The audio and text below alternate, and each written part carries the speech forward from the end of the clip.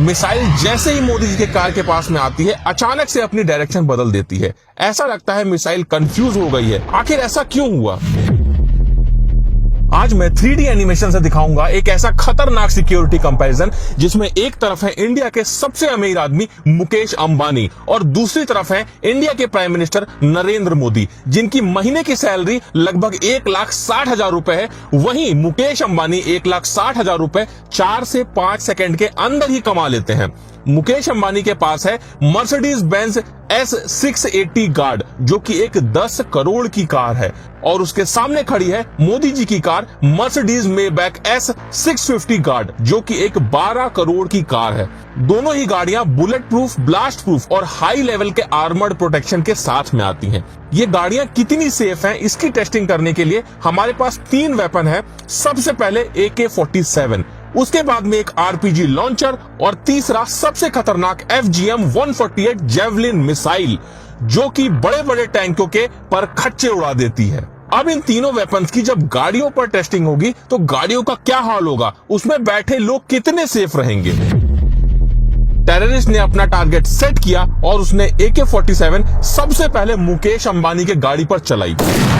गोली जैसे ही कार के कांच से टकराई वो सीधे जमीन पर गिर गई।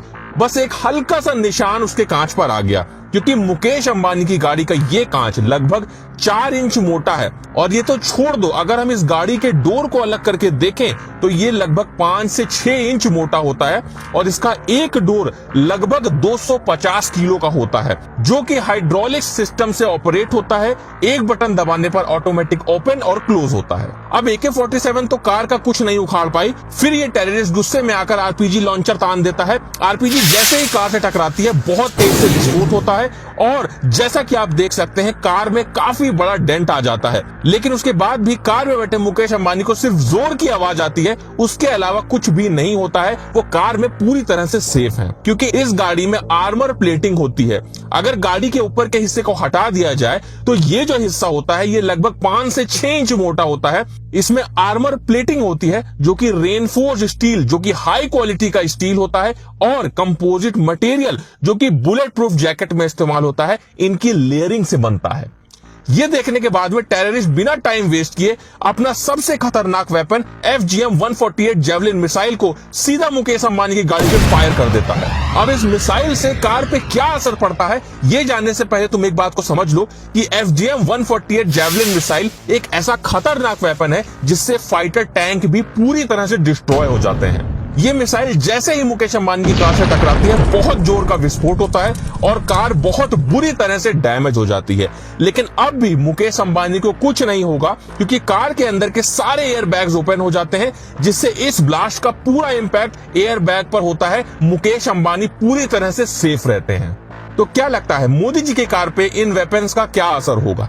जैसे ही टेररिस्ट ने AK-47 मोदी जी के कार पर चलाई, कार को कुछ भी नहीं हुआ। RPG लॉन्चर चलाया, तब भी कार को कुछ भी नहीं हुआ। अब टेररिस्ट गुस्से में आकर जेवलिन मिसाइल उठाता है और सीधे मोदी जी की कार पर फायर कर देता है। मिसाइल जैसे ही मोदी जी के कार के पास में आती है अचानक से अपनी डायरेक्शन बदल देती है। ऐसा लगता है मिसाइल कंफ्यूज हो गई है। आखिर ऐसा क्यों हुआ?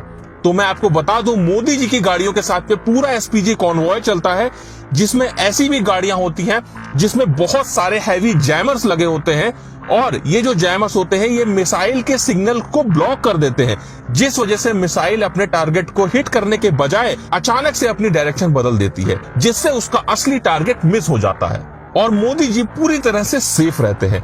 दोनों की सिक्योरिटी पर काफी खर्चा होता है। अगर पर डे की बात करें तो मोदी जी की सिक्योरिटी में लगभग 1.5 करोड़ रुपए पर डे लगता है, और वहीं मुकेश अंबानी की सिक्योरिटी में रिपोर्टेडली लगभग 50,000 का खर्चा होता है। लेकिन हमारी रिसर्च में ये नंबर कहीं ज्यादा है, जो कि लगभग 1.5 लाख रुपए पर डे है। आखिरकार ये 3D इंफॉर्मेटिव वीडियो आपको कैसा लगा? अगर आप और भी किसी टॉपिक पर वीडियो चाहते हैं तो कमेंट करके जरूर बताइएगा। और अगर अभी तक आपने ये वाला 3D वीडियो नहीं देखा तो इसे जल्दी से देख लो।